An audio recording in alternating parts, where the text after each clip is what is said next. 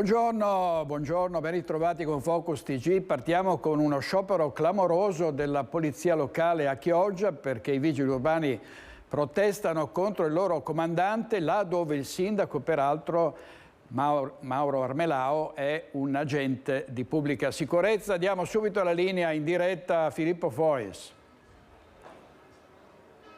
Sì, buongiorno direttore, buongiorno ai telespettatori di Rete Veneta. Siamo sotto i portici del comune di Chioggia, dove si sta tenendo, facciamo vedere, anche un presidio da parte della polizia locale. Qui c'è Mario Ragno, che è segretario generale della funzione pubblica della UIL per il Veneto. Perché stanno scioperando la polizia locale di Chioggia?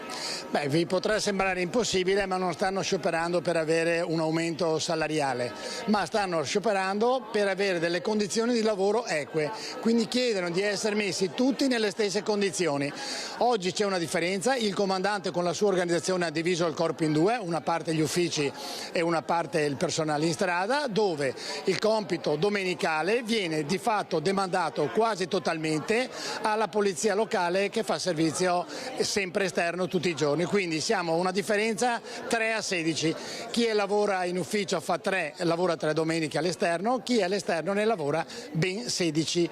Tutti hanno giustamente una famiglia, tutti hanno il diritto di poter passare una giornata a casa con i propri cari. Quindi abbiamo noi proposto una Sono stati diversi incontri anche in prefettura. Abbiamo fatto l'incontro con la prefettura, siamo riusciti, abbiamo smontato tutta la tesi del comandante, ci siamo trovati con indicazione anche del viceprefetto e siamo trovati qui a Chioggia, abbiamo preso in mano la situazione, ci siamo offerti di fare noi la programmazione, abbiamo fatto, dovevamo ritrovarci e il comandante, qui siamo nella Laguna Veneta, ha fatto il bisato, invece di trovarci ha detto così 2 righe dicendo che era incompatibile senza spiegare il perché, per cosa, per come.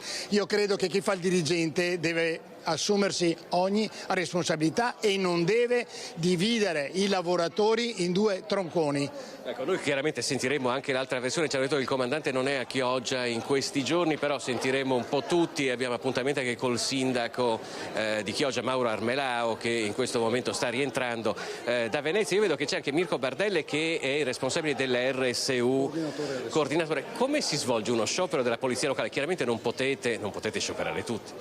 No, non possono scioperare tutti, io non sono della polizia locale, però sono qui ovviamente in solidarietà per i colleghi, essendo coordinatore RSU. È un servizio pubblico essenziale, per cui devono essere garantiti una sorta di precettazione. Ci sono state delle precettazioni con un po' di confusione nelle precettazioni, nell'applicazione di quello che è un accordo vecchio del 93 che prevede il contingente minimo dei colleghi che devono essere precettati. C'è stata un po' di confusione, per cui alla fine ci siamo trovati con più persone precettate del dovuto, ma in qualche modo stiamo cercando di capire cos'è successo adesso. Ecco, più persone precettate del normale adesso. Certo, a volte anche più dei giorni, perché in agosto abbiamo delle giornate dove sono previsto un servizio con 4 persone e la precettazione ne ha messe 5, quando l'accordo ne prevedeva 4. In più hanno sbagliato anche la tipologia di profilo professionale che doveva essere precettato, non hanno dato seguito alla richiesta di essere esonerati dalla precettazione, perché ci sono le persone che hanno fatto la richiesta, non hanno mai avuto la risposta. Quindi un disastro. Poi il clima è abbastanza caldo qui a Chioggia, va bene, vedremo come andrà a finire. Speriamo di riaprire, no? Riapriamo la trattativa. È chiaro che noi non facciamo sciopero tanto per fare sciopero, per divertirci, anche perché i lavoratori perdono una parte salariale e non sono certo stipendi da ricchi. Noi auspichiamo che il sindaco finalmente riesca a capire e veramente ci convochi per trovare un'apertura e trovare una soluzione. Il comandante sappiamo che tra poco si godrà la meritata, dal suo punto di vista, dal nostro punto di vista no, pensione, e per cui noi gioiremo per la sua pensione tra poco tempo. Bene, come detto il clima è abbastanza caldo, io ringrazio sia Mirko Bardelle della RSU del Comune di Chioggia che Mario Ragno della UIL Funzione Pubblica. Tra poco poi avremo anche il sindaco Mauro Armelao. Nel frattempo vi restituisco la linea. Grazie Filippo, grazie molto. Avete sentito anche termini locali quando ha detto il comandante fa il bisatto, fa l'anguilla per chi non sapesse cosa vuol dire, e poi c'è chi dice che è ben più di una baruffa chiozzotta. Sentiremo poi, cercheremo di sentire anche poi Mauro Armelau, che è il sindaco contrario a questo sciopero contro il comandante. Questa è la peculiarità di questa agitazione dei vigili urbani di Chioggia. C'è tanta cronaca oggi, ma andiamo avanti con una bella storia. Avete sentito l'altro giorno un uomo che 20 anni fa era rimasto vittima di un incidente, cercava la dottoressa che l'aveva proprio salvato, dopo 20 anni voleva scoprire chi fosse e l'ha trovata. Vediamo. Se sei qui in ascolto e se per caso qualcuno potrebbe conoscerti o che lavorava in pediatria di Padova o che è una pediatra di Padova nel 2003, notte tra il 31 luglio e il 1 di agosto, se si ricorda di aver salvato una persona in un incidente in moto, strada Battaglia, io sono qua che ti aspetto. Un appello, quello di Anthony Civolani, che non è caduto nel vuoto e il tantam mediatico ha dato i suoi frutti. In pochissimi giorni la pediatra è stata ritrovata. Il 50enne padovano potrà incontrare e abbracciare la dottoressa che 20 anni fa lo soccorse dopo aver fatto un incidente all'uscita dal cinema di Due Carrare. Uno schianto in moto avvenuto la notte tra il 31 di luglio e il 1 di agosto del 2003. La dottoressa stava andando anche lei al cinema e vedendo l'incidente ha prestato i primi soccorsi applicando un laccio emostatico ed evitando che Anthony morisse dissanguato. La mobilitazione dopo l'appello lanciato dal 50enne ha coinvolto tutti, soprattutto l'azienda ospedaliera e l'USL 6. La professoressa Liviana D'Adalte, direttrice del Dipartimento della Salute della Donna e del Bambino, ha ricevuto così una telefonata da un'ex allieva che ha confermato di essere proprio lei la dottoressa che aiutò Anthony quella notte. La donna, oggi pediatra di libera scelta, preferisce evitare il clamore mediatico, ma dovrebbe incontrare privatamente Anthony, che appena saputo della notizia si è commosso perché questo incontro per lui rappresenta un appuntamento con il dolore per voltare definitivamente pagina e dimenticare l'incidente.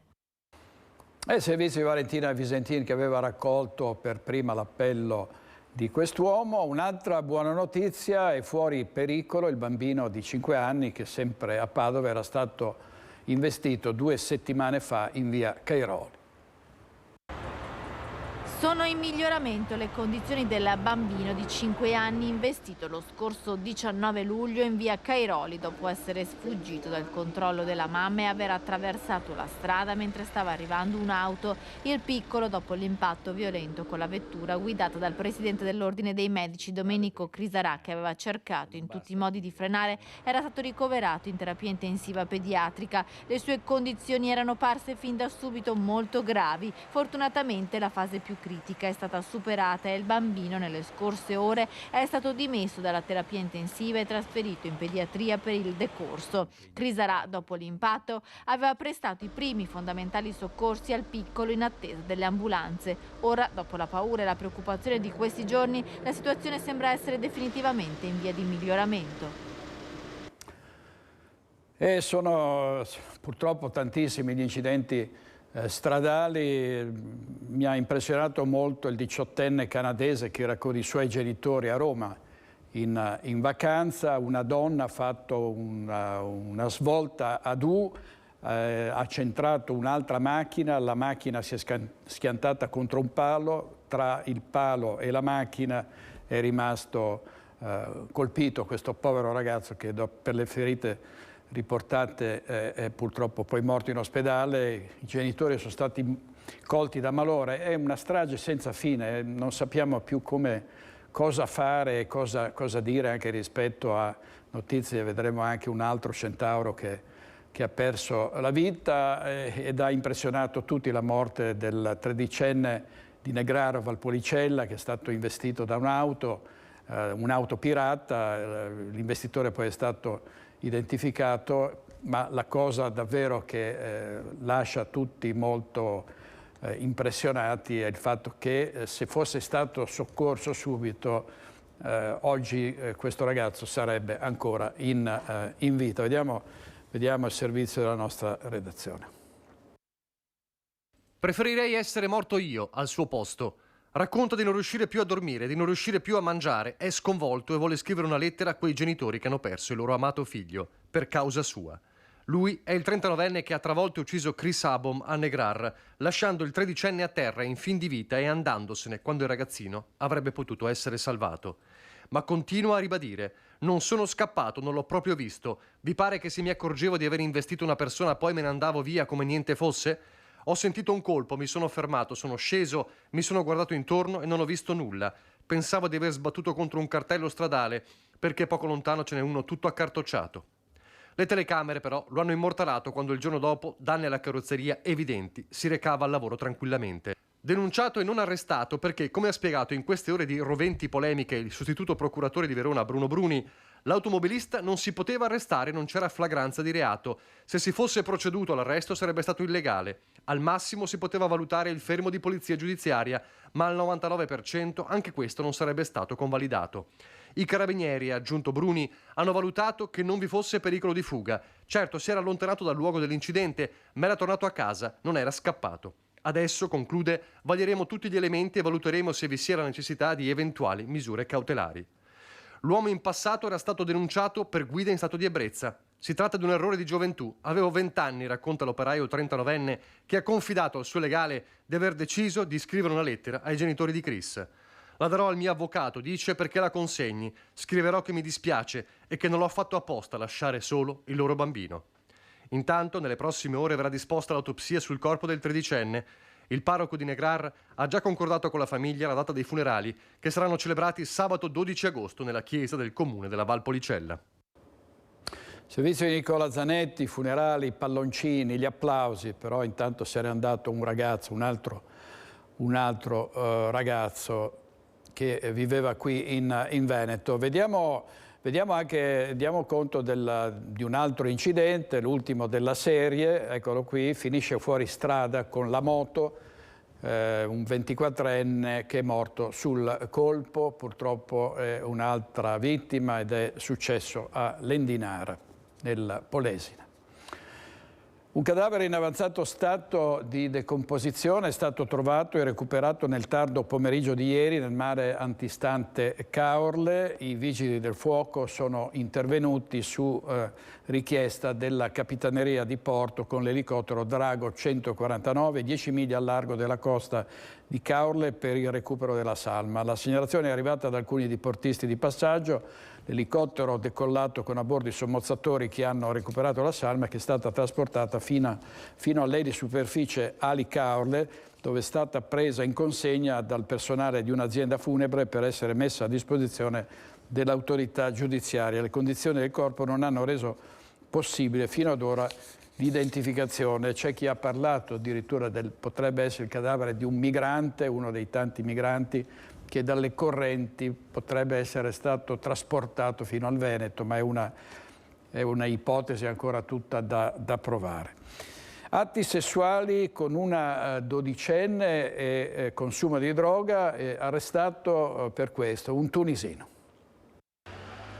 Prima la droga, poi i rapporti sessuali con una bambina di 12 anni. È finito in carcere un 51enne tunisino accusato di aver abusato di una minorenne, figlia di una coppia di conoscenti. Lo straniero irregolare sul territorio avrebbe carpito la fiducia della ragazzina. Con lei avrebbe consumato cocaina e poi avuto rapporti sessuali. A scoprire questa terribile storia i poliziotti della squadra mobile, che dopo l'allarme lanciato dai genitori hanno trovato in piena notte ad aprile il 51enne tunisino appartato in auto con la dodicenne. La ragazzina ai poliziotti ha detto di essere innamorata dell'uomo e di non voler rientrare a casa. I poliziotti hanno ricostruito la vicenda. Da marzo i genitori della dodicenne, gestori di un bar della cintura urbana, avevano iniziato a frequentare il marocchino, che in più occasioni ha anche dormito a casa loro. È in questo contesto che l'uomo ha circuito la minorenne, iniziando con lei una storia di soprusi e droga. I poliziotti hanno accompagnato la dodicenne in pediatria per le visite, dove è stata riscontrata l'assunzione di droga e purtroppo confermati gli abusi. Successivamente la piccola è stata affidata ad una comunità per cercare di superare questa storia terribile.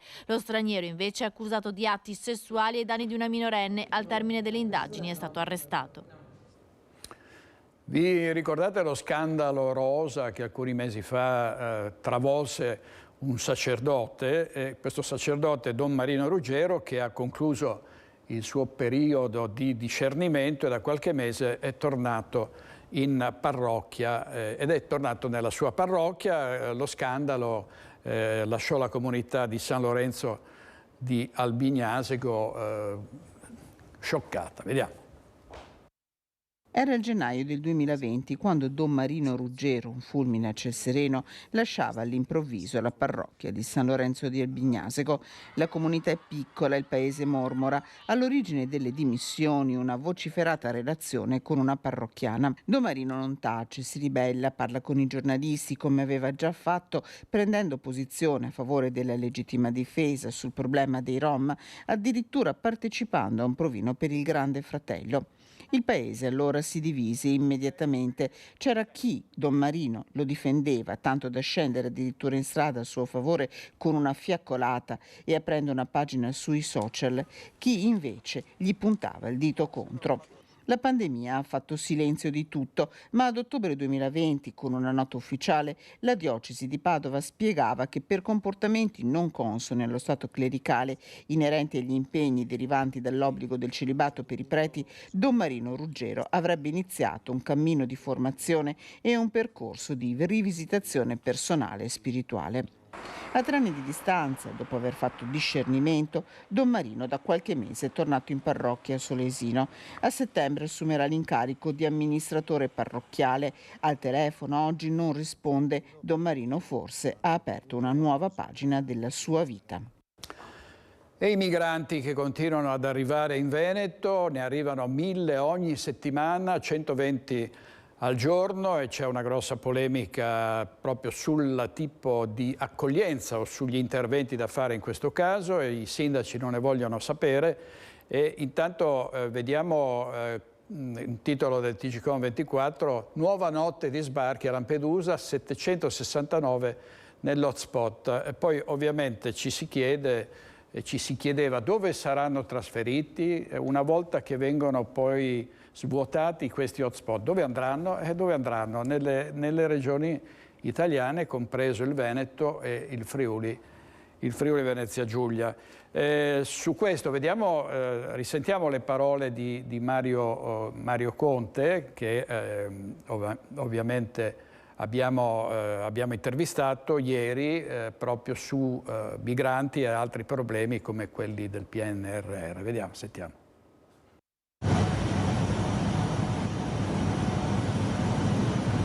È evidente che i prefetti da qualche parte queste persone le devono mettere. Se non ci sono degli immobili, la soluzione estrema è la tendopoli.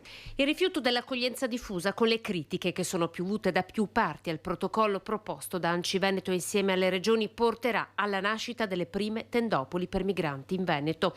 È l'unica strada che intravede il presidente ANCI, deciso a non replicare il modello hub oltre la caserma Serena sul territorio. Lo ha detto chiaramente oggi a margine dell'incontro con la rettrice di Ca' Foscari di Venezia nel quadro dell'accordo sulla nuova città universitaria di Treviso. Il protocollo nasceva con l'obiettivo di evitare questo, però quel protocollo prevede l'impegno da parte di tutti, poco impegno da parte di tutti. Se ci sarà questa risposta riusciremo, secondo me, a far fronte a questa emergenza. Se non ci sarà la risposta subiremo le scelte dei prefetti e poi chi piangerà e chi riderà. Una sorta di ultimatum anche ai sindaci, aprire le porte all'accoglienza. Sindaci che in queste ore hanno ricevuto le rassicurazioni del ministro Fitto, ascoltato ieri alla Camera e al Senato sulla revisione del PNRR e sui progetti, in buona parte già cantierati dai comuni. Le rassicurazioni verbali sono certamente importanti e ci fanno stare un po' più sereni.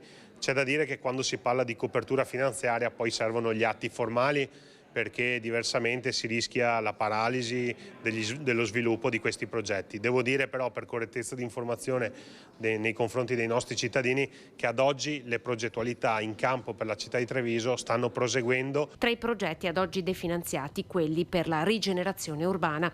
Oggi la Conferenza delle Regioni riunita ha predisposto un documento diretto a Palazzo Chigi, nel quale si evidenzia anche la necessità di un maggiore coinvolgimento delle regioni nel piano. Per questo è stato chiesto un incontro al Ministro quanto prima. L'ex caserma Serena a Treviso sta già scoppiando, ci sono quasi 500 profughi rispetto ai 386 che sono previsti, che sono normalmente accolti. C'è il sindaco di Casier Cararetto, che rivolge un appello ai cittadini e dice a ognuno in questa situazione cerchi di fare la sua parte. Vediamo. Ricordo sempre quel fatto del 2020, non deve succedere, punto. Renzo Cararetto, sindaco di Casier, è sulla stessa linea del collega di Treviso Mario Conte. 520 migranti all'ex caserma Serena sono anche troppi. Andare oltre significherebbe rischiare tensioni e disordini, come nell'estate del Covid.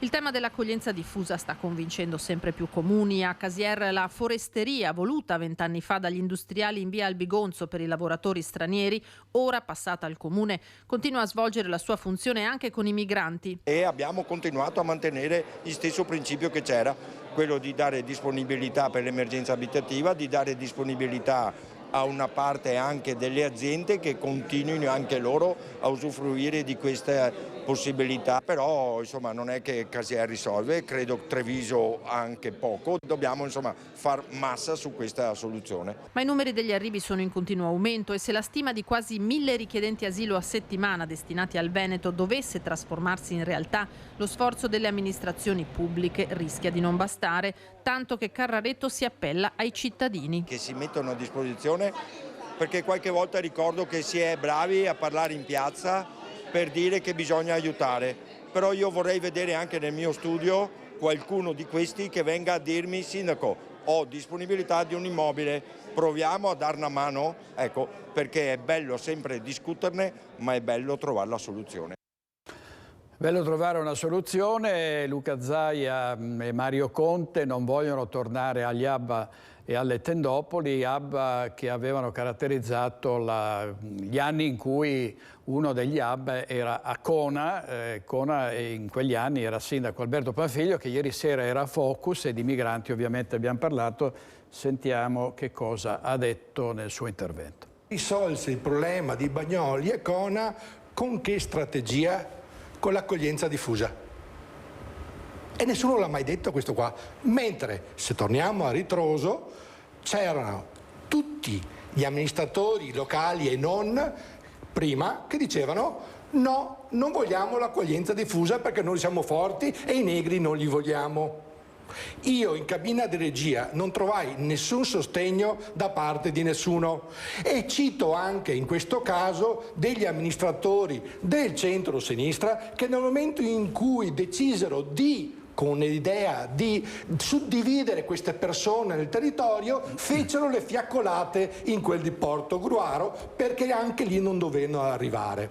Dunque questo fenomeno è mal gestito oppure c'è malafede? Io ritengo di sì, perché se io mi ricordo bene, qualsiasi ciarlatano e cialtrone politico che venne in quel di Cona, gozzovigliando con la fama che portavano le bugie e le fesserie, se ne ritornava a casa con una candidatura a livello regionale, a livello locale, a livello italiano. Ricordo 2 energumeni che vennero lì alla fine a farsi una fotografia su un cartello che diceva X abitanti X e furono eletti in Parlamento. Ricordo qualcuno che venne lì e raccontò delle bugie rispetto a dei stupri e oggi è senatore in Parlamento. Ricordo un cittadino locale che batté le mani quando prese che alcuni capannoni con esseri umani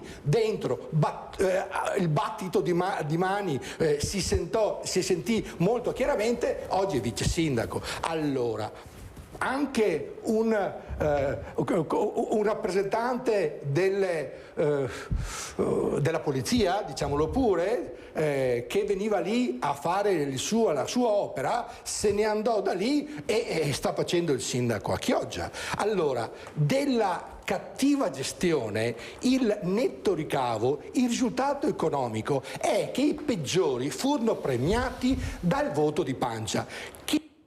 Vabbè, questo era Alberto Panfiglio ieri sera, lo sfogo dell'ex sindaco di Cona, si riferiva a Mauro Armelao, tra l'altro, quando ha detto si occupava dell'ordine pubblico con i migranti e poi è diventato sindaco. Gli imprenditori cercano manodopera, non la trovano, ci sono tanti posti occupabili e questo ci fa venire in mente che a Bassano del Grappa c'è la questione della Baxi e della Pengo con il no del Consiglio Comunale all'ampliamento di queste aziende e si continua a dire i lavoratori rischiano di perdere il posto, non ci sono più posti di lavoro e invece i posti di lavoro ci sono, ce ne sono tantissimi e quindi non c'è motivo di preoccuparsi né a Bassano né altrove in questa regione. Sentiamo cosa dicono in proposito gli artigiani di Vicenza, in particolare Confartigianato. Vediamo. Cresce l'occupazione nell'artigianato vicentino. Nonostante qualche segnale di rallentamento dell'economia, continua la crescita in provincia di Vicenza, che nei primi 6 mesi di quest'anno aumenta dell'1,4% rispetto allo stesso periodo del 2022. A trainare i numeri dell'occupazione sono le aree del nord-est vicentino e dell'ovest vicentino, che fanno segnare un più 3,7 e un più 3,4% di occupazione. In linea con la media provinciale, l'Alto Vicentino, mentre l'area Berica e l'area Vicenza mostrano una lieve contrazione. Abbiamo superato bene anche quello che è stato il problema della pandemia, dunque abbiamo superato i dati pre-pandemia e questo ci fa ben sperare anche per il futuro. Resta di fatto sempre la preoccupazione per il fatto di trovare nuove risorse umane da inserire nelle nostre aziende. Tra i settori cresce l'occupazione dipendente in quelli della moda, nell'artigianato artistico e orafo e nella comunicazione. Al contrario, registrano una contrazione le imprese del benessere. In merito al profilo dei lavoratori continua la migliore performance dell'occupazione femminile, che a fine giugno 2023 risulta il 2,7% in più rispetto ad un anno prima. Vediamo che cresce molto di più della media l'occupazione femminile e questo è già da qualche rilevazione che lo stiamo osservando, forse proprio perché sta recuperando quello che ha perso durante la pandemia. Tra le difficoltà messe in rilievo dagli artigiani, quella a reperire manodopera. Le difficoltà di reperimento soprattutto sono un po' in tutti i settori dell'artigianato, quelli proprio più tecnici, degli operai specializzati. Le difficoltà di reperimento sono elevate. Le imprese dichiarano che 2 persone su 3 avranno problema a trovarle. Difficoltà di reperimento che tra qualche anno rischierà di lasciare scoperti alcuni settori. Nel settore delle costruzioni abbiamo dei dati che ci preoccupa perché l'età media dai 55 ai 65 anni sono dati molto importanti e che nei prossimi 10 anni, dunque un periodo molto breve, andremo a perdere un grosso numero di addetti e delle persone che si inseriscono in questo settore sono così poche che non andremo a sostituire le persone che usciranno. In regia Focus TG ci sono oggi Tony Esposito e Mattia Pizzaia. Adesso andiamo a Bassano del Grappa perché tutto fa pensare che i prezzi della benzina non calino almeno nel prossimo futuro e c'è la rabbia degli automobilisti e c'è anche il caos per quanto riguarda i cartelli che i gestori devono esporre obbligatoriamente con il prezzo medio. Sentiamo in diretta da Bassano del Grappa Sharon Di Carlo. A te la linea, Sharon. Sì, buongiorno a tutti. Ve lo stiamo raccontando in questi giorni. Il caro carburante torna al centro del dibattito politico, ma soprattutto torna al centro della polemica. Dal 1° agosto, infatti, le stazioni di benzina sono obbligate a esporre il prezzo medio regionale, una misura che non convince tutti, soprattutto i gestori. Sentite.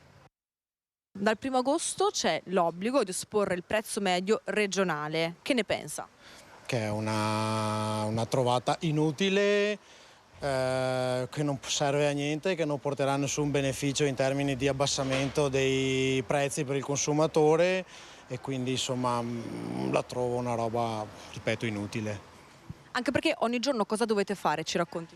Ogni giorno entro le 10 noi dobbiamo collegarci al sito del Ministero dello Sviluppo Economico, controllare qual è il prezzo medio per la Regione Veneto e dopodiché aggiornare i nostri tabelloni.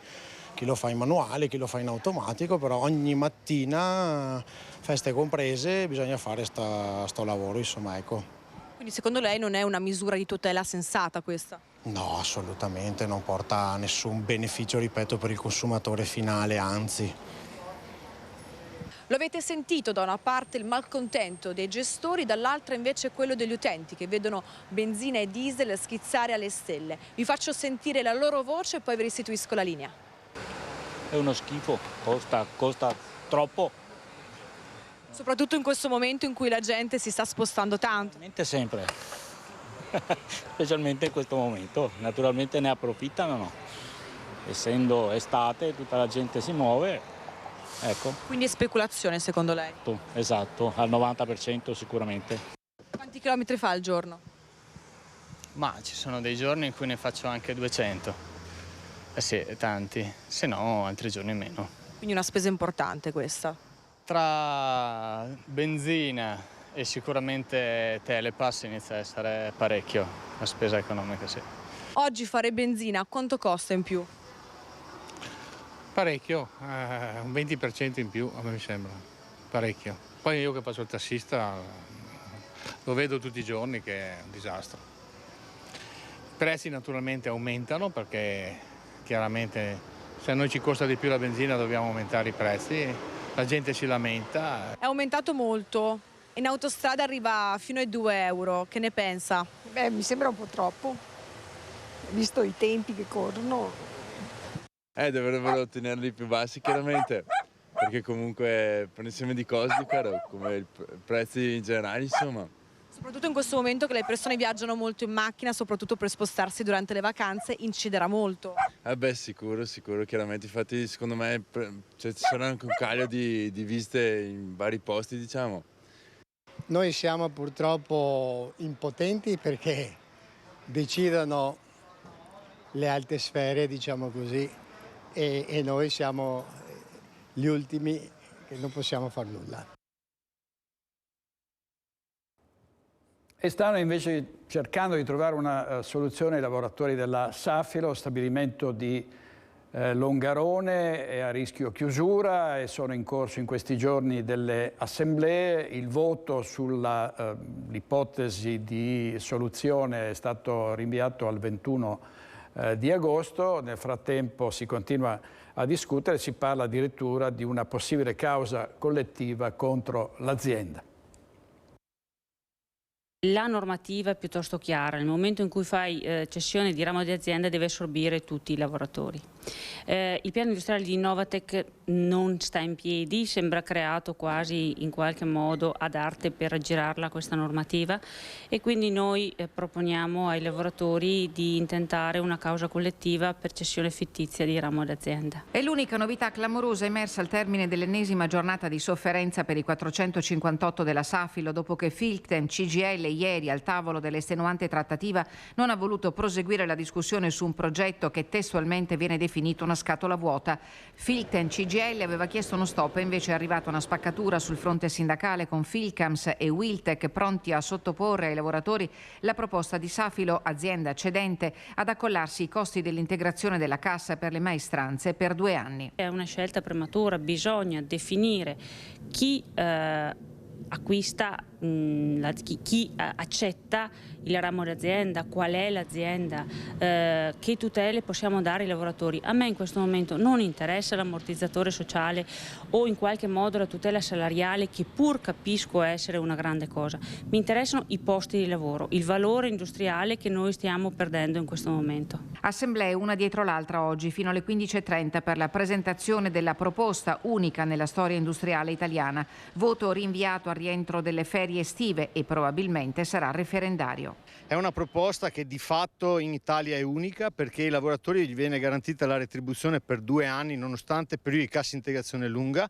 È un periodo in cui anche noi possiamo verificare la serietà di alcune proposte e noi pensiamo che questo possa essere anche un percorso possibile, però deve essere condiviso anche dalla, convinzione dei lavoratori. Noi abbiamo cercato quantomeno di dare risposte rispetto alle difficoltà che possono avere i lavoratori posti in cassa integrazione, che posto in cassa integrazione significa subire dei danni di carattere economico. Quindi abbiamo fatto dei ragionamenti ieri, quindi abbiamo garantito ai lavoratori, sia per quanto riguarda la Telios e sia per quanto riguarda la Innovatec, la certezza di avere una retribuzione piena. Volti cupi fra i lavoratori, ma i loro occhi sono libri e aperti. La situazione è quella che è, noi siamo molto preoccupati Non ci voleva questo. La divisione tra Telios e la futura Innovatec. Esatto. È dispiaciuta? Sì. Siamo partiti uniti, 400 persone da salvare, eccetera, eccetera. Adesso ci troviamo, oltre che dipendenti spaccati in due, anche il sindacato che ha questa posizione, insomma, ci lascia un po' così. Noi vogliamo un lavoro, un posto di lavoro. Qui ci si sta presentando un posto di cassa integrazione, che è una cosa diversa. Tacciono le istituzioni, tutte in testa Regione e Mise, e non è un bel segnale. Servizio di Tiziana Bolognani, quindi tante aziende nella bufera, ma la vera bufera, cioè il ciclone Circe, si sta avvicinando al nord del nostro paese, dovrebbe iniziare a piovere intensamente da questa notte, soprattutto domani mattina sono previste intense precipitazioni, anche grandinate. Vediamo il titolo del Corriere: clima, appello di Mattarella e di altri 5 capi di Stato, non c'è tempo da perdere. E poi rischio grandine, vento estremo, anche Milano ora teme ciclone, temperatura in picchiata, ci sarà un abbassamento rilevante della temperatura, si parla di 10-15 gradi e quindi avremo un weekend invernale con piogge, autunnale diciamo, con piogge molto intense. Ma come sapete il resto dell'Italia, molte regioni sono state colpite da incendi più delle volte dolosi e ce ne sono stati anche in Grecia. Sentiamo in diretta con Luisa Bertini un vicentino che era in vacanza a Rodi, dove ci sono stati incendi devastanti e che si è salvato la vita, per fortuna. Vediamo. A te. Sì, buongiorno a voi, buongiorno ai nostri telespettatori. Siamo in compagnia di Romeo Colombara, che è riuscito a scappare da Rodi in fiamme e ci racconta la sua vacanza da incubo. Tutto è successo un pomeriggio, ore 14 del pomeriggio. Voi eravate in spiaggia e avete iniziato a vedere il fuoco e il fumo che si avvicinavano. Sì, il fumo saliva sempre di più da altre località della zona. Abbiamo cominciato a preoccuparci perché vedevamo delle persone che correvano, chi con bagagli e chi proprio in costume, che abbiamo deciso di andare in reception e chiedere informazioni. E inizialmente ci è stato detto che la situazione era sotto controllo, ma in contemporanea ci arrivavano i messaggi di alert nei telefonini, che abbiamo preferito radunarci tutti nella reception dell'hotel e nonostante il manager continuasse a dire che la situazione era sotto controllo. Sono bastati 5 minuti e c'è stata l'allarme con l'evacuazione generale di tutto l'hotel. E poi voi siete scappati praticamente a piedi. Chi aveva le valigie pronte ha preso le valigie portandole a mano, altrimenti siete andati a piedi per 2 chilometri camminando. Sì, sotto il sole eravamo in costume e in ciabatte, però l'importante era prima di tutto fare l'evacuazione della struttura perché era possibile soggetta all'incendio stesso. Non era solo il problema del fuoco, ma soprattutto del fumo, un fumo acre e non si sapeva che questo fumo era di carattere vegetativo perché stavano prendendo fuoco tutte le strutture e quindi abbiamo camminato lungo questa strada insieme a molte altre persone, comprese il personale dell'hotel, l'animazione e tutto, per circa 2 chilometri. E poi da lì vanno portato in un'altra struttura, o meglio, prima alcuni sono stati fatti salire su dei barchini, voi avete preferito invece andare in un'altra struttura? Noi inizialmente, come tanti altri, ci hanno portati in una spiaggia, siamo rimasti lì fino a sera, quando sono cominciate le operazioni di trasbordo di donne e bambini verso dei traghetti che erano stati posizionati fuori dall'area. Però sono cominciate le situazioni di panico perché c'era chi spingeva, c'era chi voleva salire anticipando i bambini e le donne stesse.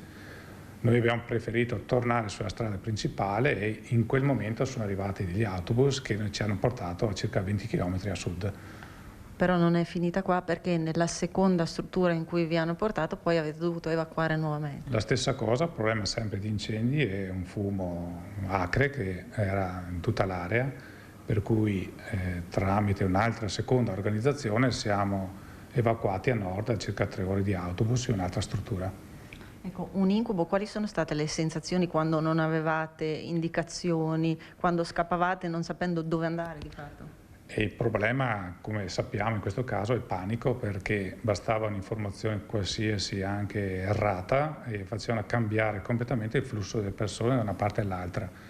Ovviamente poi la difficoltà lì c'era anche per le strade stesse che erano bloccate. Le strade erano bloccate, non c'era elettricità, quindi c'era una situazione un po' critica, per dire critica. C'erano moltissime valigie abbandonate nella spiaggia, quindi c'era anche il problema di inciampare, e quindi c'era una confusione che è quella che normalmente genera anche incidenti di questa importanza, insomma. Ecco, io ringrazio Romeo Colombare e restituisco a voi da linea allo studio. È una situazione drammatica, quella che ci ha raccontato l'ospite di Luisa Bertini. Si rischia a volte di restare intrappolati in questi incendi cercando di trovare una via di fuga. È molto pericoloso. Vediamo adesso, andiamo a Padova in diretta da Chiara Gaiani, perché ci sono stati dei lavori col 110% in un condominio in palazzi dell'Ater, però a un certo punto questi lavori, questo sito è stato completamente abbandonato e i cittadini si ritrovano in mezzo a cumuli di detriti e di rifiuti. Ci racconta tutto in diretta Chiara Gaiani. A te Chiara. E buongiorno da Padova, ci troviamo in via Adelaide Ristori. Questa è una zona in cui ci sono vari condomini edificati dal comune di Padova ma gestiti dall'Ater. A chiamarci sono stati i residenti, tra cui la signora Giuliana Bosello, che ringraziamo, per farci vedere qual è la situazione. Nel mese di giugno gli addetti dell'Ater, un'impresa dell'Ater, attraverso il bonus 110%, ha iniziato i lavori di riqualificazione energetica di questi edifici. Guardate che cosa ha lasciato, signora Giuliana, davvero un'indecenza. Esattamente, sono venuti il primo mese 7 giorni su 7, addirittura sabato e domenica c'era il disastro qua, i rumori e così via. Dopodiché tutto ad un punto sono andati sempre in giù, un giorno a settimana, 2 giorni a settimana, per non venire più. Noi abbiamo chiamato perché ci vogliamo bene a questo posto e vogliamo che sia tenuto in un certo modo. E testimoniamo che qua, vedete cosa c'è? C'è il disastro abbandonato qua, in questo condominio in cui io non vivo, però comunque dappertutto possiamo vedere le cose lasciate in incuria, anche materiali che magari costano, io non me ne intendo, però vengono lasciati lì. Ecco, guardi, allora, poi ringraziamo il signore che sta venendo, vi facciamo vedere, c'è il polistirolo del cappotto lasciato completamente abbandonato, il container dell'azienda lasciato abbandonato, e poi tutti i materiali di risulta che non sono stati ovviamente portati via, probabilmente perché i lavori dovranno continuare. Allora io ringrazio Cristian Roque Allende che è con me, vi facciamo vedere intanto camminando quali sono le condizioni di questi caseggiati. Come potete vedere le impalcature ci sono anche delle difficoltà logistiche per gli abitanti. Guardate, incrociamo adesso la signora Manuela Mozzi, è stata proprio lei a fare la telefonata alla nostra redazione. Signora Manuela, voi avete paura perché vi entrano i topi in casa? Sì, perché una signora qui al secondo piano ci ha detto che ha i topi in casa. Cioè io sono costretta a tenere chiuso tutto il giorno, perché capirà bene, se mi entrano in casa ho anche paura. Comunque da qua, vede, da qui io ho visto più volte uscire topi, ma non topi di quelli di campagnola piccolini, topi di 20 centimetri, dove mio marito comunque ne ha anche catturato qualcuno. Ascolta, signora Manuela, lei ci ha detto anche che di solito voi vi occupavate di quest'area. Tra l'altro davvero, insomma, è una bella zona, se guardata, insomma, in ordine. Voi tagliavate l'erba? Certo, abbiamo una persona che ci viene a tagliare l'erba, diciamo, dalle parti nostre, e non possiamo più farlo perché naturalmente in mezzo all'erba ci sono anche detriti, ci sono macerie, quindi non possono passare, si fanno anche male. Ecco, lei vive in questo condominio e ci ha fatto vedere prima che a causa dell'umidità non può neanche più mettere le lenzuola fuori. No, non posso mettere per la sporcizia che hanno creato lì nel davanzale, e oltretutto con i colpi di vento di questi giorni che ci sono stati mi sono cadute da sopra delle malte voglio dire, per carità. Non è che mi sporgo del tutto, però potrebbe essere anche una cosa pericolosa questa. Ecco, ci sono anche degli altri pericoli che ci hanno segnalato, chiedo sempre al collega di inquadrare, guardate gli alberi, allora il pino esisteva da molto, ci ha raccontato queste signore che vivono qua, ma anche gli alberi hanno dei rami che con il vento dei giorni scorsi sono pericolanti, hanno avvisato il comune, gli ha chiesto di mandare una mail, però insomma non è stato fatto nulla. Continuiamo a camminare, vi facciamo sempre vedere per incrociare poi la signora Graziella che ci sta aspettando perché vuole farci vedere, signora Graziella, come sono ridotti i marmi dei davanzali, vero? Venga su, venga su. Ma noi volevamo vedere anche quelli che sono qui appoggiati per terra. Ce li fa vedere, signora Graziella? Certo, sono là. Eccoli là. Signora Graziella, da quanto sono là? Sarà più di un mese abbondante, sono là, guardi. Sono tutti davanzali nuovi di marmo che se li portano via un casino. E non solo quello, il problema è che anche sono costosi e sono lasciati completamente all'aperto. Quante volte avete provato, signora Graziella, a chiamare l'ATER? Guardi, io l'email non li conosco perché non so neanche farli, sono sincera.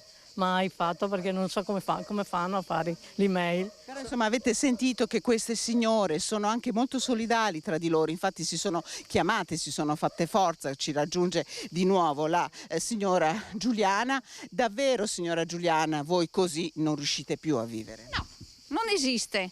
Paghiamo regolarmente tutto ed è giusto che venga curato, che venga intanto chiarita questa situazione, perché io ho chiamato l'ATER e mi ha risposto come al solito di mandare email, perché al giorno d'oggi si va solo di mail. E in più che vengano anche possibilmente sistemati anche l'area verde, la vegetazione che è lasciata così.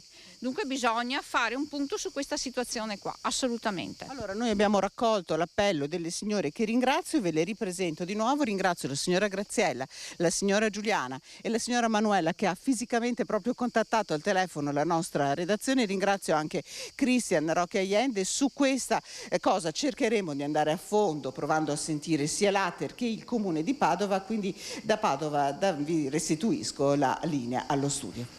Grazie a te Chiara Gagliani, alle signore di questi condomini. Intanto restiamo a Padova perché vi abbiamo parlato l'altro giorno della protesta del gruppo No Rotaie. Protestano perché non vogliono che ci sia il taglio degli alberi là dove dovrà passare il nuovo tram. Una protesta che è sfociata in un gesto clamoroso, cioè di chi si è incatenato agli alberi. Vediamo.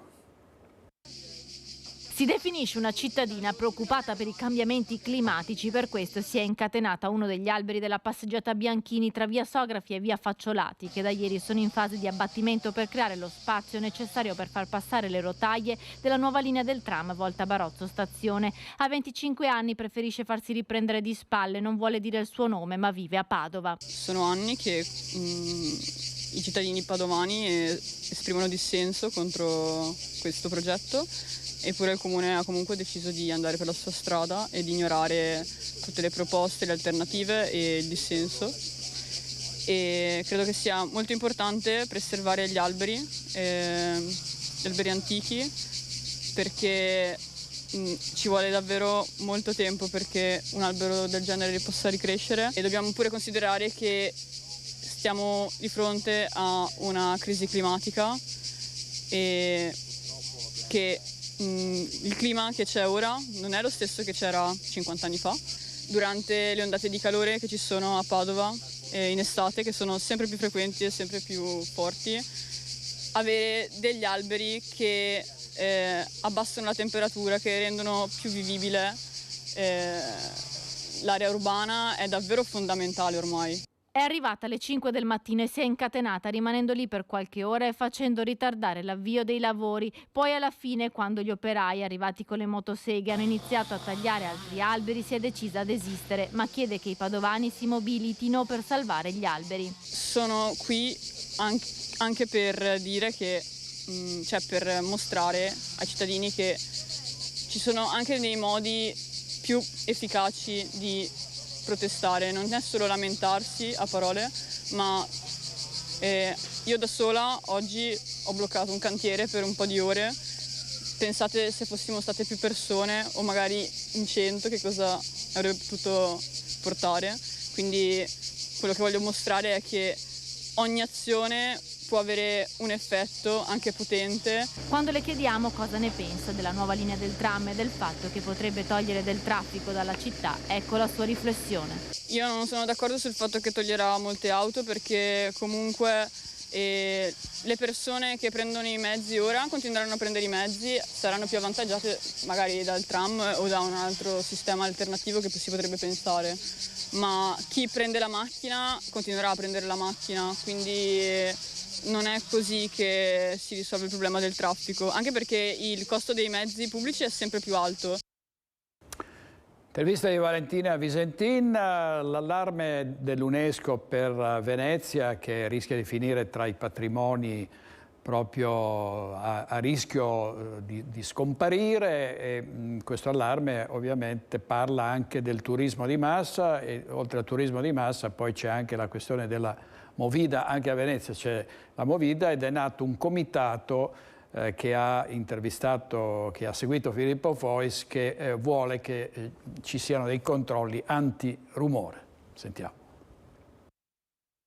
La città è piena di confusione, casini, urla dalla mattina alla sera e specialmente di notte abbiamo il diritto di poter dormire in pace. È nato da pochi giorni, ma conta già decine di adesioni. È il Comitato Danni da Movida, residenti veneziani la cui vita e riposo sono pesantemente condizionati dalla sempre più intensa vita notturna cittadina. A Venezia c'è un bar o un ristorante ogni 50 abitanti e per ogni abitante ci sono 21 turisti che spesso vogliono far tardi la sera in uno dei 1500 locali che assieme ad alberghi ed affittanze turistiche occupano ogni zona della città.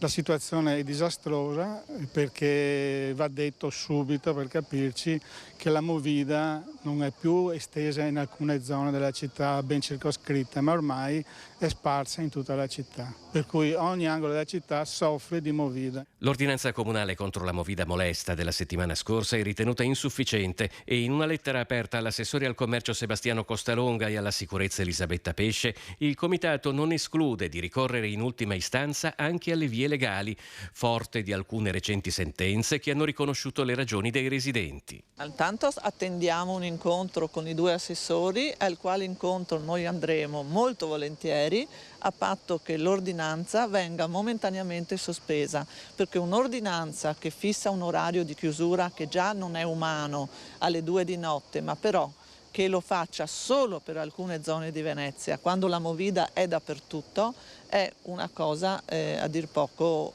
assurda. Il comitato chiede tra l'altro maggiori controlli delle forze dell'ordine, anticipazione degli orari di chiusura notturna, più distanza dei plateatici, soprattutto per gli accessi alle abitazioni, e una norma che regoli definitivamente il consumo al di fuori dei locali e dei plateatici.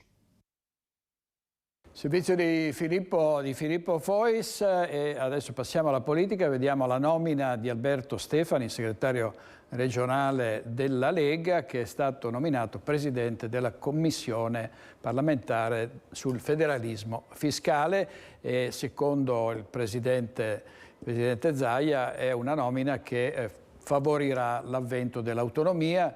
Zaia sull'autonomia ha detto proprio recentemente: se non dovesse essere varata entro il 2024 ci sarebbero problemi seri per l'esecutivo. Sentiamo intanto Stefani.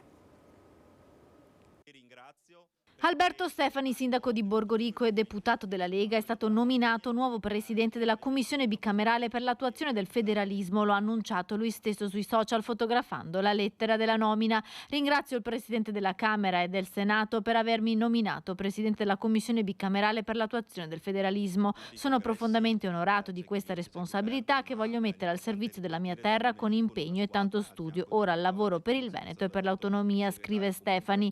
Per lui un'ulteriore conferma del suo ruolo di primo piano all'interno del Carroccio dopo la sua recente elezione a segretario regionale della Liga, dove l'ala nazionalista salviniana si è imposta sull'area autonomista federalista storica veneta. A Stefani sono giunti i complimenti del governatore del Veneto Luca Zaia e del sottosegretario alla giustizia Andrea Ostellari.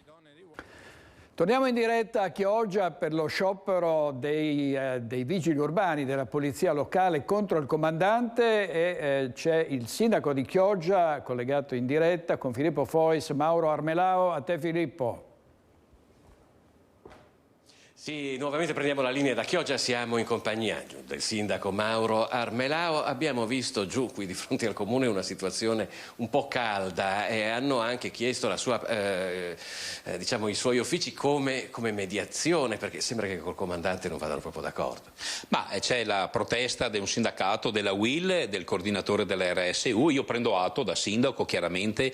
Noi l'input, la direttiva, diciamo, dell'amministrazione comunale data al comandante ancora nel mese di febbraio-marzo era quella che come amministrazione abbiamo deciso di far fare il terzo turno alla polizia locale da metà maggio a fine settembre, quindi fino a luna di notte. Prima alle 8 chiudevano e andavano via.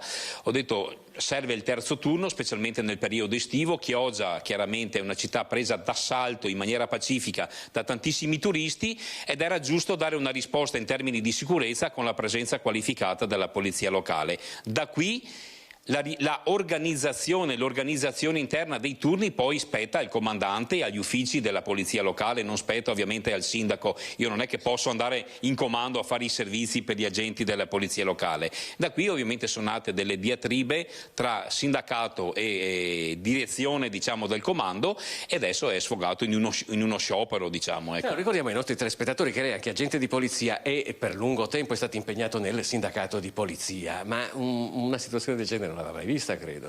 No, io a memoria, io da 31 anni, insomma, che sono poliziotto a Chioggia, adesso ovviamente sono in aspettativa per il mandato politico, per il mandato amministrativo, non ho memoria di uno sciopero della polizia locale, tant'è che mi ha sorpreso, insomma, questo sciopero. Allora chiaramente adesso insieme all'assessore al personale prenderemo in mano la situazione personalmente, però ripeto, la politica dalla direttiva, la parte amministrativa, burocratica, di gestione è comunque dei dirigenti, delle posizioni organizzative all'interno del comando. Però visto questo sciopero prenderò in mano la situazione in prima persona e vedremo di riportare la serenità, come giusto che sia, perché agenti che lavorano in maniera serena vuol dire produttività poi in termini di sicurezza. Rapidissima, siamo in chiusura e ci sono margini allora? Ma secondo me sì, i margini ci sono tutti, poi anche per esperienza, però devo entrare in prima persona in questa diatriba. Perfetto, noi saremo naturalmente a raccogliere le vostre voci e a raccontare a voi che cosa sta succedendo, che cosa succederà ancora. Per ora da Chioggia è tutto, restituiamo la linea.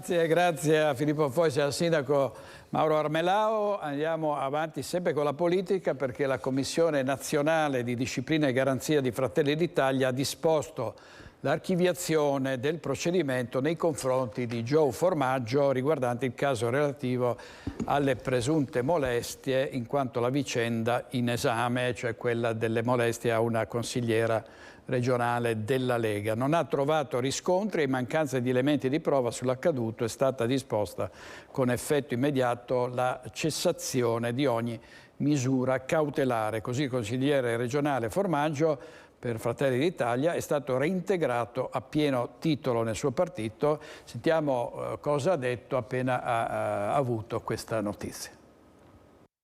Mi è appena arrivata la bellissima notizia che finalmente sono stato reintegrato in Fratelli d'Italia, nel coordinamento regionale, nel coordinamento provinciale. Volevo ringraziare Luca De Carlo, Giovanni Donzelli, e soprattutto volevo ringraziare la mia famiglia, perché sono stati dei mesi un po' duri.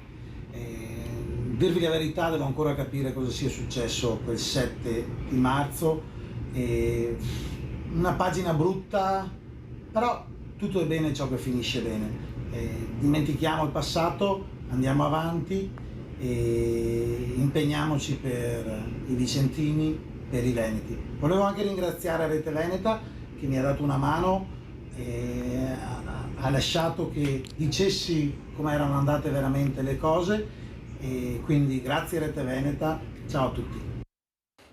Grazie a Gio Formaggio, collegato dagli Stati Uniti. Adesso andiamo da Francesca Bozza in diretta da Treviso, perché c'è l'associazione Furti in Corso che svela una notizia di cui non si parla mai, cioè che i cittadini possono, secondo le nostre leggi, arrestare coloro che entrano nelle loro abitazioni, ma ci spiega tutto Francesca Bozza con il presidente di Furti in Corso. A te Francesca. Buongiorno direttore, buongiorno ai telespettatori. Hai detto tu giustissimo quello che è un articolo del codice penale che pochi, forse pochissimi solo gli addetti al settore della giustizia conoscono, ed è l'articolo 383 e sono con il presidente dell'associazione Furti in Corso Christian Demma, che ha deciso di appendere un cartello all'esterno della sua abitazione richiamando questo articolo. Mi sposto così, buongiorno Demma, Francesca Pezzo riesce ad inquadrare proprio il momento nel quale Christian Demma attacca questo cartello. Buongiorno a tutti. Sì, lo attacchiamo proprio fisicamente in questo momento. Scusate che ovviamente il vento non va a favore, ma è ora di farlo, e poi lo tappezzerò anche per tutto il resto della cancellata in giardino, ovviamente.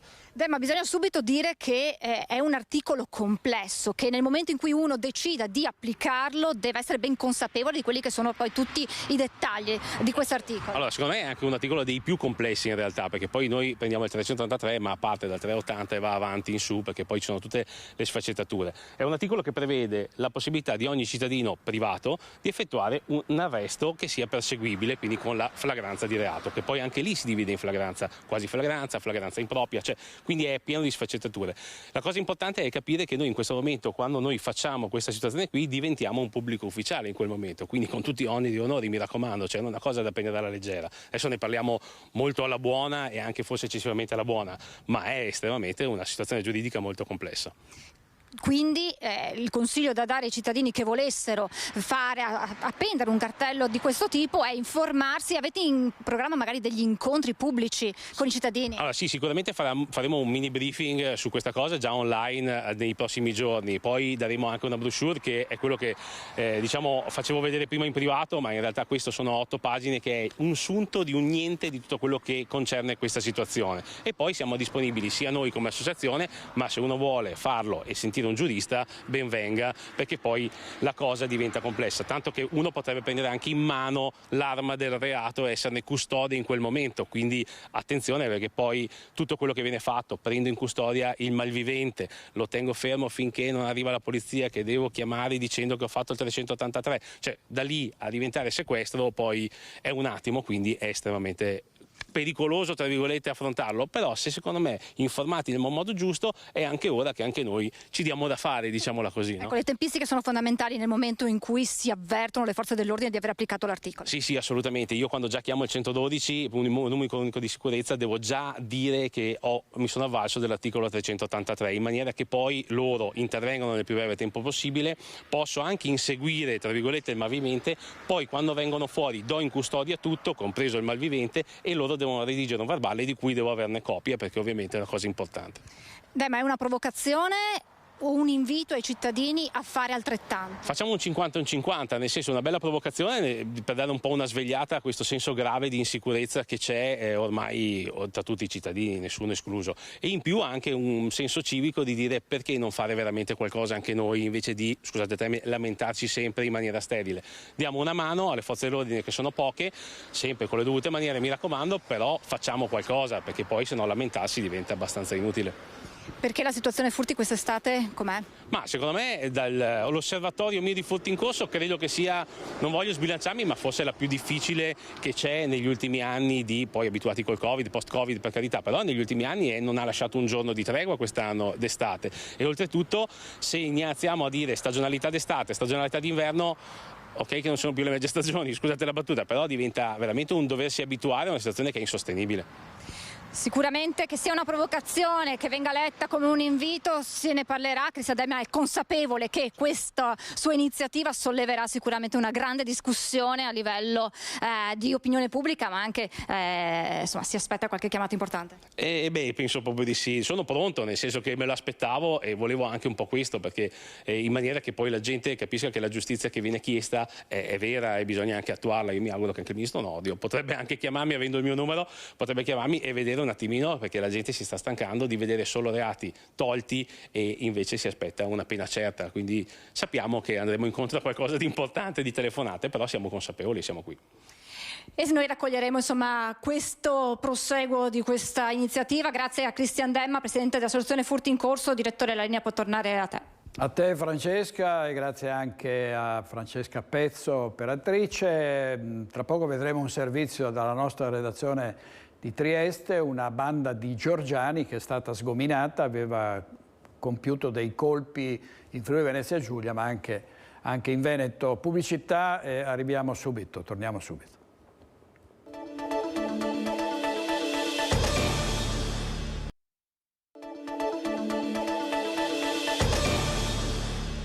In regia Tony Esposito e Mattia Pizzai. Andiamo a Trieste, dove c'è la nostra redazione di Tele4, e vediamo che cosa è successo. Un'operazione che ha portato all'arresto di una banda di ladri che arrivavano dalla Georgia. Vediamo. Progettavano e attuavano furti nelle abitazioni di Trieste, ma anche nel resto del Friuli Venezia Giulia. Ogni membro della banda aveva ruoli ben precisi. Oltre a chi si occupava materialmente del furto, c'era anche chi era incaricato degli spostamenti e di procurare grimaldelli e strumenti da scasso. Dopo i vari colpi, la merce rubata veniva inviata in Georgia tramite un servizio di spedizioni e l'utilizzo di pullman. La banda però è stata sgominata dai carabinieri e dalla squadra mobile di Trieste dopo una lunga indagine partita a seguito di diverse denunce arrivate dalla scorsa estate. Le forze dell'ordine hanno arrestato 3 cittadini georgiani tra i 20 e i 40 anni. Complessivamente sono stati individuati 23 furti messi a segno a Trieste e in altre zone della regione. A smascherare i ladri le immagini di videosorveglianza del circuito cittadino e delle abitazioni. Lo scambio informativo tra le due forze di polizia ha consentito di individuare 2 presunti autori di uno dei primi furti, che aveva fruttato 15.000 euro. Poi, tramite intercettazioni telefoniche, utilizzo di rilevatori di posizione e appostamenti, è stato possibile ricostruire il modus operandi della banda e identificarne gli autori. 8 persone, tutti cittadini georgiani. Per 4 di loro è stata emessa l'ordinanza di custodia cautelare, 1 è stato portato in carcere a Reggio Calabria, 2 sono i domiciliari e 1 è latitante. Le indagini di carabinieri e polizia proseguono. Servizio di Gianluca Paladin della nostra redazione triestina. Adesso torniamo a Bassano del Grappa, perché è ancora incandescente la situazione dopo il voto in Consiglio Comunale che ha detto di no all'industrializzazione dell'area di San Lazzaro. Ancora scontri tra maggioranza e opposizione. Questo caso Baxi Pengo ha visto anche lanciare un avvertimento che non è piaciuto a molti, quello della sindaca Elena Pavan. Sentiamo Alex Giuliano. Un vecchio aforisma recita che siamo come dei nani sulle spalle di giganti, una posizione utile per guardare lontano. Ma adattando questo pensiero alla politica di casa nostra, verrebbe da dire che i nani soffrono di miopia e non stanno affatto guardando lontano. La questione Baxi Pengo e tutto il clamore che ha suscitato non deve far perdere di vista alcuni concetti base. Baxi non sta chiudendo, Baxi non sta fallendo, Baxi non sta licenziando, ma soprattutto non è Baxi che sarebbe andata a costruire capannoni nel verde di San Lazzaro, ma bensì Pengo. Ora, alla luce del fatto che comunque le aziende in questione non hanno mai dato garanzie nero su bianco che anche in caso di ampliamento avrebbero mantenuto i posti di lavoro e il sito produttivo a Bassano, la questione è che non si può cercare una crescita infinita in un territorio dove le risorse, come nel caso di Bassano, sono limitate e il verde è una delle ultime risorse della città. I lavoratori vanno tutelati sempre, ma ad oggi non hanno alcuna garanzia sul futuro né con né senza i capannoni. Tornando alla politica bassanese, dopo lo scivolone infame sui social, la sindaca Elena Pavan, stavolta con un comunicato, lancia un avvertimento esplicito ai 12 consiglieri che hanno votato no. Vi invito a riflettere anche alla luce di quanto sta accadendo, perché se finora a prevalere sono state le ragioni del no, le reazioni di questi giorni possono aver suscitato altre considerazioni foriere di posizioni diverse. Un po' come dire: la prossima volta pensateci bene prima di dire ancora no. Insomma, un inno alla democrazia in perfetto stile, con le offese post Consiglio Comunale. La sindaca con questo comunicato non ha di certo rasserenato gli animi.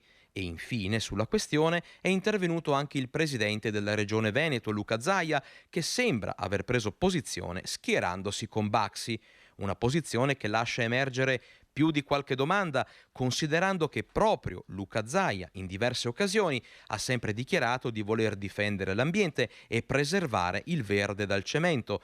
Ne è un esempio l'intervista rilasciata al Corriere della Sera il 12 febbraio 2003, in cui Zaia esprimeva netta contrarietà e deplorazione per la quantità delirante di capannoni nel territorio veneto. E così, fra offese, parole che somigliano metaforicamente a ricatti e cambi di schieramento, l'estate bassanese continua a essere rovente e ad avere sete di risposte. Sarà il commento di Alex Giuliano, una volta si chiamavano corsivi sui giornali. Vediamo ancora su San Lazzaro, secondo l'ex sindacalista Gianni Castellan, è mancata la politica con la P maiuscola.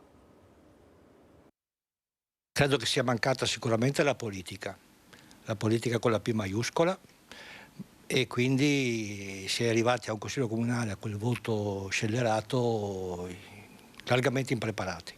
Caso Baxi Pengo San Lazzaro, molto dure le parole del bassanese Gianni Castellan, storico sindacalista, per decenni militante nella CISL anche a livello nazionale, oggi membro del coordinamento locale Azione Italia Viva, in merito a quello che sta succedendo dopo l'ultimo consiglio comunale di Fuoco. Attacca sia la politica cittadina che i rappresentanti di Confindustria, facendo un paragone ben preciso tra quello che fu l'origine di Baxi e l'oggi territoriale ed economico di Bassano del Grappa.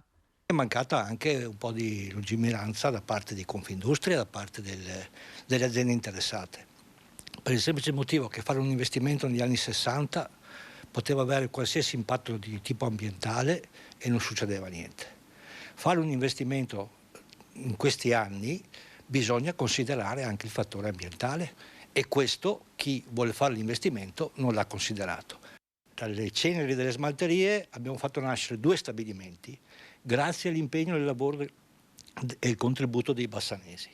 Quindi che il presidente di Confindustria venga a darci lezioni non va per niente bene. Faccia il suo mestiere, convochi un tavolo di concertazione, lo convochi il più presto possibile, metta attorno al tavolo tutti gli attori, perché da Bassano si può coniugare salvaguardia occupazionale e anche tutela del territorio.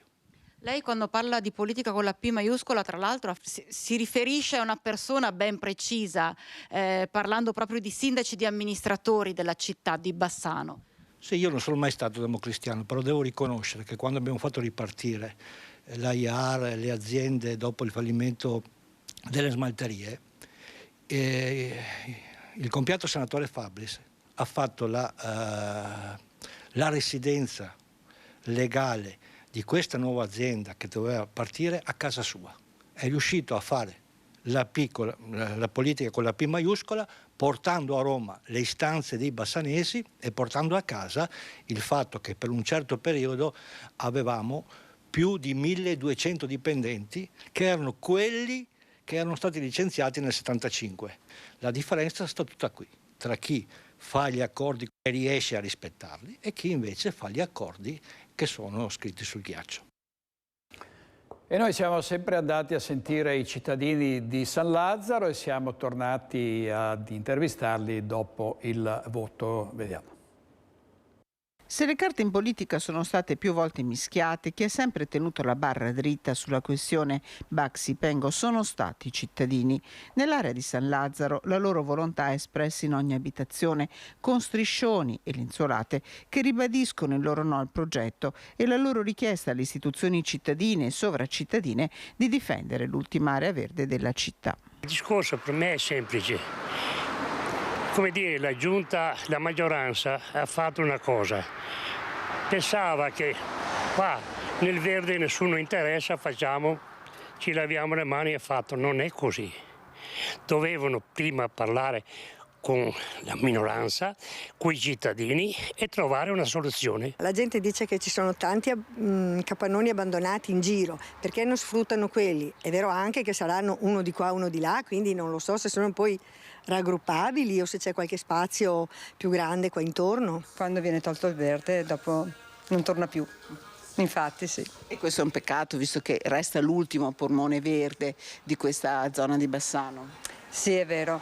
Infatti io che vado a camminare sempre dalla parte della superstrada, diciamo, i tramonti che si vedono là sono meravigliosi. Sentiamo anche il parere sulla questione Baxi Pengo del centro politico culturale di Romano Carotti. Vediamo.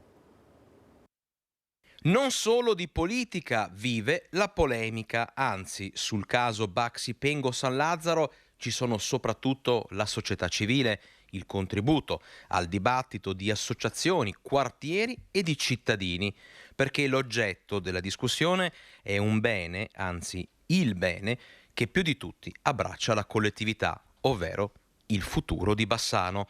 E a questa discussione, tenuta troppo spesso e troppo a lungo lontano dai cittadini, è intervenuto anche il centro politico-culturale Romano Carotti.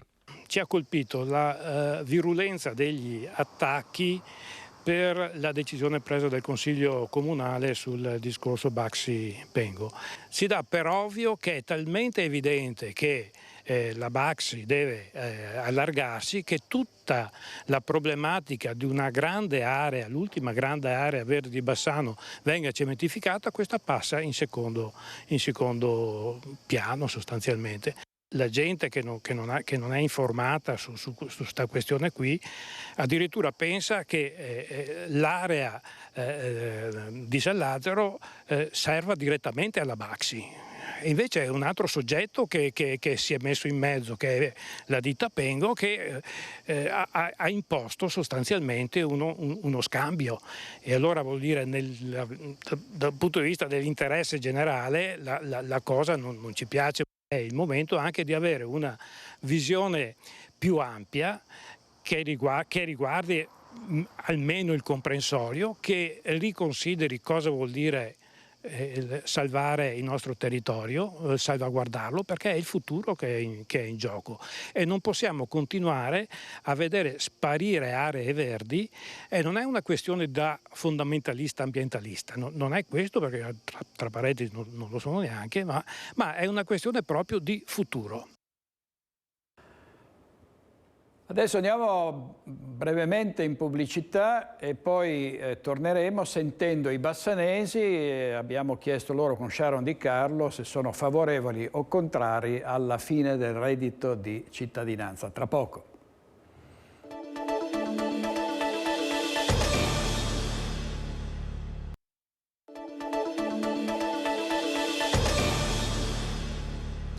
Dal reddito di cittadinanza all'assegno di inclusione siamo andati a sentire cosa ne pensano i bassanesi e ci colleghiamo in diretta con Sharon Di Carlo. A te, Sharon. Posso fare una domanda? È stato sospeso il reddito di cittadinanza, tantissime proteste, lei che cosa ne pensa? Giusto o sbagliato? Secondo me è giusto e vanno trovati degli altri sistemi, delle altre soluzioni. Per aiutare chi ha bisogno, naturalmente, ma soprattutto, secondo me, più che sospendere, dovevano verificare prima, perché non si può dare ed elargire senza un controllo. Questo è il discorso, perché chi ha bisogno è giusto aiutarlo, però bisogna verificare chi ha bisogno davvero. Giustissimo, perfettamente giusto. Come mai? Perché la gente deve andare a lavorare, chi può lavorare. È semplice. Per me è giusto seguire le direttive di chi più di noi ne sa. Se prima l'hanno messo per un motivo, adesso l'hanno tolto per un altro. Avranno le loro ragioni. Avranno le loro ragioni, quindi noi non conosciamo la realtà di chi lo aveva e chi non lo ha adesso. Quindi come cittadino cerco di rispettare quello che i governanti fanno per noi. Probabilmente tante persone se ne sono approfittate, però a qualcosa serviva, perché comunque molta gente ne aveva bisogno. È una buona idea, è stato realizzato male e comunque siamo in Italia, quindi la gente bene o male sa come approfittare di certe situazioni. Molti ci hanno un po' guadagnato su questa cosa qua e è giusto insomma che molti giovani entrano anche nel mondo del lavoro. Il reddito di cittadinanza, non so se ha visto le proteste in questi giorni per la sospensione, che ne pensa? Io penso che è sbagliato, perché dare soldi alla gente senza lavorare non è giusto. Non è un sussidio giusto, quindi? Non è neanche dignitoso. Penso che ci avrebbe voluto più controlli, che va bene per certe persone, non per tutti. Sharon Di Carlo, intervistato i bassanesi, e torniamo a Treviso. 6 milioni di euro di investimenti provenienti da PNRR serviranno per la caserma Salsa, probabile sede di uno studentato, e per il raddoppio della biblioteca ex Gille. Con l'accordo annunciato con Ca' Foscari ed ex Turazza, il comune di Treviso mette sul piatto 20 milioni per la futura città universitaria. Vediamo. Per me oggi si realizza un sogno, ha detto il sindaco Mario Conte seduto al tavolo accanto alla rettrice dell'Università Ca' Foscari Tiziana Lipiello e al presidente dell'IPAB Piani Turazza Luigi Vallero. Il progetto di Treviso Città Universitaria prende forma, sul piatto ci sono 20 milioni di euro. Questa mattina davanti al notaio la stipula del contratto che prevede l'usufrutto del comune di alcuni padiglioni dell'IPAB che insiste alle spalle dell'Istituto Riccati e la concessione da parte di Casugana dei locali per l'attività accademica. Si amplia così l'offerta universitaria in città. Treviso ad oggi ospita 1500 studenti di Ca' Foscari. Vorremmo crescere con l'offerta didattica post lauream, quindi lifelong learning, dei master. Abbiamo un master in collaborazione con la Regione Veneto sul turismo e vorremmo avere più master qui. Non solo locali, nell'accordo idealmente c'è anche un pacchetto con 3 studentati, una biblioteca più grande, la carta dello studente. Considerate che l'obiettivo che ci siamo posti con l'Università Ca' Foscari di Venezia e di Padova è arrivare al 2025-2026 con circa 6.000 studenti, possibilmente provenienti anche dall'estero, con corsi internazionali, quindi ci sarà un forte bisogno di residenzialità. Treviso può essere una città campus universitaria e che fornisce anche degli spazi per gli incontri degli studenti, per consumare i pasti e per evitare il concetto di università mordi e fuggi. Lo studente viene, fa lezione e torna a casa. Noi li vogliamo qui tutto il giorno. Lipiello iniziò proprio a Treviso nel 1995 con il primo campus docente di cultura cinese. Vogliamo consolidare la nostra presenza in termini di occupabilità, di stage e di progetti culturali, ha detto la rettrice. Presente alla conferenza stampa una buona parte della giunta, il presidente del Consiglio Comunale Antonio Dotto, il primo a prospettare questo futuro per l'IPAB da lui diretta, i rappresentanti delle categorie e diversi sindaci della Marca. La terapia intensiva pediatrica è tra i fiori all'occhiello dell'azienda ospedaliera di Padova. Adesso nella nuova pediatria si aggiungeranno 17 posti letto. Vediamo. 10 posti letto attuali, 450 pazienti fino a 18 anni trattati ogni anno dall'equipe della terapia intensiva pediatrica dell'azienda ospedaliera di Padova. Un'intuizione che la medicina padovana ebbe nel 1990, perché un bambino, un adolescente, non è un piccolo uomo, è e resta un bambino. L'azienda ospedaliera di Padova su tanti aspetti, in tanti settori, con tanti interventi, ha precorso un po' i tempi, insomma. Cerchiamo di essere sempre un passo avanti a quelle che sono le necessità e i bisogni della nostra gente. Nell'edificio della nuova pediatria questo reparto, che lavora in simbiosi con altri dell'ospedale in settori delicatissimi come quelli degli interventi al cuore o dei trapianti in piccoli pazienti, avrà uno spazio maggiore. La richiesta di bambini che hanno questo bisogno sta aumentando e in questa prospettiva anche la nuova pediatria avrà uno spazio di terapia intensiva pediatrica più ampio rispetto a quello attuale. In totale si prevedono per ora 17 posti letto, quindi che sono di più rispetto a quelli attuali. Bambini e adolescenti che entrano in terapia intensiva e rischiano la vita. Per molti è necessario l'intervento dell'ECMO, una macchina che permette la circolazione extracorporea. A Padova, centro di riferimento nazionale, l'intervento è gestito con tecniche di avanguardia e un paziente che entra con l'80% di possibilità di morte raggiunge il 70% di possibilità di sopravvivere. Tecnica e umanità sono fondamentali, spiega il direttore Angela Amigoni, in un reparto dove si lotta fianco a fianco con i genitori per il risveglio e la salute dei bambini in stanze con le pareti colorate. E una volta dimessi, il contatto tra operatori e famiglie non si spezza. La famiglia torna volentieri, nonostante non sia facile, riferita da loro, tornare in un posto dove hanno avuto paura di perdere il proprio figlio. Ma il desiderio di ringraziare, di venirci a dire che tutto va bene è più forte della tristezza di tornare, quindi loro tornano e ci fanno sempre sapere e sono momenti bellissimi di gioia per tutti. Dopo la medaglia d'oro ai mondiali di Fukuoka, la trevigiana Barbara Pozzobon guarda con grande ottimismo e speranze alle Olimpiadi di Parigi nel nuoto di fondo. Vediamo. Eccola. Ma è stata un'emozione unica. Barbara Pozzobon mostra con orgoglio la medaglia d'oro conquistata ai mondiali di nuoto in Giappone nella staffetta mista 4x1500 insieme a Ginevra Tadeucci, Gregorio Paltrinieri e Domenico Acerenza. La nuotatrice di Macerata sul Piave, 30 anni, il prossimo 17 settembre in forza il gruppo sportivo delle Fiamme Oro, parla di un successo che per l'Italia a questi mondiali ha costituito una svolta. Un po' ce l'aspettavamo, insomma, sapevo che potevamo vincere. Lo sapevamo, l'abbiamo pianificato nei minimi dettagli, però poi arrivare lì comunque ogni frazione è diversa, ci sono 1000 imprevisti e per quanto si possa pianificare tutto alla perfezione poi è un attimo che le cose non vadano. In realtà siamo riusciti a fare ognuno del nostro meglio e siamo riusciti a ottenere appunto questo primo oro dopo 21 anni che insomma eravamo tutti senza parole, ecco. Questa medaglia ci dà la carica per ripartire il prossimo anno al 100%, consapevoli del nostro livello, di dove siamo arrivati quest'anno e ripartire da qui per il prossimo anno. Dal 6 agosto tornerà a casa Barbara, dove la attenderanno i festeggiamenti dei suoi compaesani e della grande famiglia della Natatorium Treviso.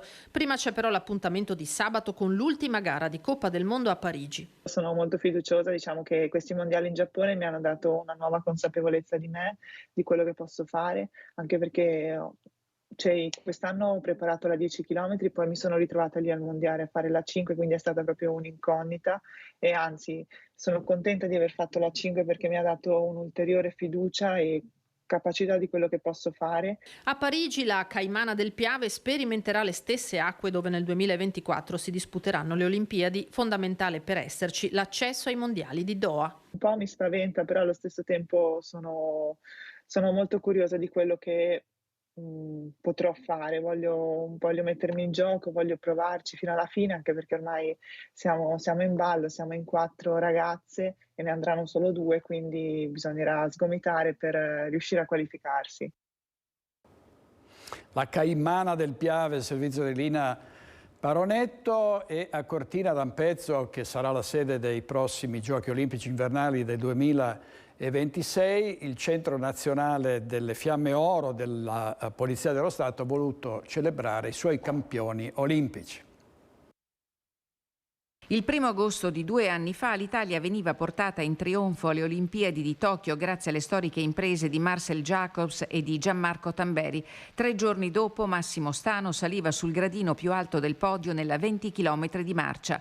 L'anno successivo a Pechino l'oro nel curling di Stefania Constantini e Amos Mosaner, l'argento e il bronzo nello slalom speciale delle Paralimpiadi di René Di Silvestro. Il sogno tutto d'oro è stato celebrato a Cortina dal Centro Nazionale delle Fiamme Oro della Polizia di Stato. Ed è un segnale forte che noi abbiamo voluto dare, appunto i nostri medagliati d'oro a Tokyo lanciano questo messaggio forte nella città che ospiterà le prossime Olimpiadi invernali. Jacobs, Tamberi e Stano in videoconferenza, Constantini e De Silvestro dal vivo sul palco dell'Alexander Girardi Hall per incitare i giovani a credere sempre nei sogni che non sono mai troppo grandi per essere inseguiti. La mia vita è cambiata veramente in meglio, insomma, anche essere entrato in polizia è una cosa che mi è capitata e diciamo ho avuto la fortuna perché magari avessi avuto 10 anni in più e quindi la mia carriera fosse stata 10 anni fa, magari non sarei mai entrato in polizia e questa è veramente una fortuna e un gran passo avanti per il mondo paralimpico. Atleti delle Fiamme Oro che non mollano un minuto, pronti a confermare i loro successi e a portare a casa il sogno più grande. L'aspettativa più grande, a me manca la medaglia d'oro alle Paralimpiadi e quella la voglio, insomma, e senza giri di parole, ecco. questa è un'aspettativa. Adesso c'è solo da lavorare per quello. Ci sono obiettivi a breve termine e a lungo termine. A breve sono sicuramente l'Europeo di novembre con la squadra femminile e lì cercheremo di qualificarci per i mondiali, poi che si terranno probabilmente a marzo, e qualche obiettivo di partecipare a Grand Slam, che sono tornei d'élite nel nostro sport, e poi chiaramente a lungo termine nel 2026. Portabandiera di Milano Cortina 2026 sarà proprio Stefania Consantini, da poco più di un anno entrata nella grande famiglia delle Fiamme Oro. Il fatto di indossare questa maglietta, oltre l'attaccamento, però ti dà la possibilità di poter fare questa cosa. Tutto sia dal punto di vista della tranquillità economica, sia dal punto di vista proprio del supporto strutturale che ci dà, e quindi è molto più facile fare questo tipo di scelte, però ecco, poi dopo una volta che sei dentro non deve essere mai un punto d'arrivo. Servizio di Tiziana Bolognani, ed è tutto per oggi. Ci vediamo questa sera alle 21:15 a Focus. Se lo vorrete, grazie molte, arrivederci.